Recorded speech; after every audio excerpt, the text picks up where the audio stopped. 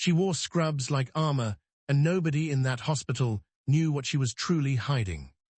Nurse Abigail Cole arrived at Riverbend Memorial Hospital every morning at 6, coffee in one hand and a quiet calm that made the chaos of the emergency room feel manageable. She moved through code blues and car crash victims with a steadiness that unsettled the younger staff. They joked that nothing rattled her. They had no idea why. 3 years earlier, Abigail had been Major Abigail Cole, an Army trauma surgeon who had spent 11 months operating under fire in forward surgical units most people never heard of. She had saved men and women on the worst days of their lives, in places where the ground shook and the lights flickered from generator power. When she came home, she folded that uniform into a box, put it in the back of her closet, and became a civilian nurse who wanted nothing more than to heal people quietly, without medals, without headlines, without anyone asking questions she was not ready to answer. Her co-workers knew her as careful and private. She deflected questions about her past with a soft smile and a change of subject. Her supervisor, Denise, had stopped asking years ago. Abigail liked it that way. In scrubs, she was nobody's hero. She was simply the nurse who never panicked. That changed on a Tuesday afternoon in late October. The ambulance bay doors burst open, and paramedics wheeled in a gray-haired man in civilian clothes, his face pale, his breathing shallow. A gunshot wound to the abdomen, they said, hunting accident. The trauma team scrambled into position, and Abigail was first at his side, her hands already moving before her mind finished processing the wound. "Talk to me," she said to the paramedic, her voice cutting cleanly through the noise. "Blood pressure dropping, he's losing consciousness." Abigail leaned close to the patient, checking his pupils, calling his name. His eyes fluttered open for a moment, unfocused, then locked onto her face with a strange, sudden clarity. "Major," he whispered. The word hit the room like a dropped tray.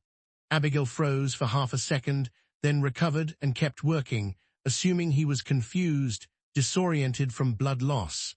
But something in his eyes told her he was not confused at all. The surgery that followed was one of the hardest of her civilian career, not because of the wound itself, but because of the memories it dragged loose. Her hands remembered rhythms she had tried to forget. When it was over, and the man was stable in recovery, Abigail stepped into the hallway and allowed herself one long breath. That was when she saw him. A tall man in a crisp dress uniform stood near the nurse's station, his posture unmistakably military. Silver eagles gleamed on his shoulders.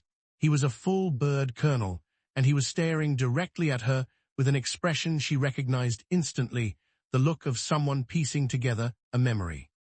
"Colonel Marcus Reyes," he said, extending a hand. "That man you just operated on is my father-in-law. I flew in the moment I heard." Abigail shook his hand politely, already turning to walk away, already rehearsing the excuse she would give if he asked more questions.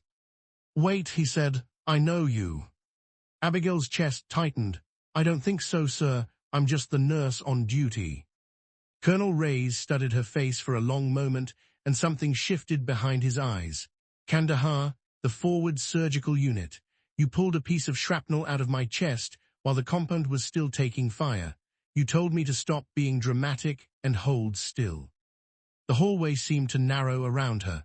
Every nurse, every orderly, every visitor within earshot went quiet, sensing something enormous unfolding in front of them. "That was a long time ago," Abigail said softly. "You saved my life, Major Cole," he said. "I never got the chance to thank you properly." Before she could stop him, before she could deflect or disappear into another hallway the way she always did, Colonel Reyes straightened his spine, squared his shoulders, and raised his hand in a slow, deliberate salute, right there in the middle of a civilian hospital corridor. The room seemed to hold its breath. Nurses stopped mid-stride. A janitor paused with his mop suspended in the air. Denise, standing near the front desk, covered her mouth with her hand. Abigail felt tears rise before she could stop them. Every instinct told her to explain, to minimize, to tell them all it was nothing, but her body remembered the discipline before her mind caught up, and slowly, she returned the salute. "You don't have to hide who you were," Colonel Reyes said quietly, so only she could hear. "The people who saved lives out there earn the right to be proud in here too." For 3 years, Abigail Cole had believed that healing quietly meant healing invisibly, that her past belonged locked away where it could not burden anyone. But standing in that hallway, surrounded by co-workers who were seeing her fully for the first time, she realized her story was not a secret to bury. It was a foundation the rest of her life had been built on. Denise walked over and squeezed her shoulder. "Major," she said with a small, proud smile, testing the word. Abigail laughed through her tears. "Nurse Cole is fine." "Not anymore," Denise said. "Not after that." In the weeks that followed, nothing about Abigail's daily work changed. She still worked 12-hour shifts. She still calmed frightened patients and steadied trembling hands. But something in the way her colleagues looked at her had shifted, a quiet respect that did not need to be spoken aloud. She kept the uniform in the closet, but she stopped seeing it as something to hide. It was simply part of the woman who now walked hospital hallways with the same steady courage she once carried through combat zones, proof that heroism does not always announce itself. Sometimes it waits patiently in scrubs until the moment someone finally recognizes it. If this story moved you, hit like, drop a comment telling us what part touched you most, and subscribe for more soul relief stories.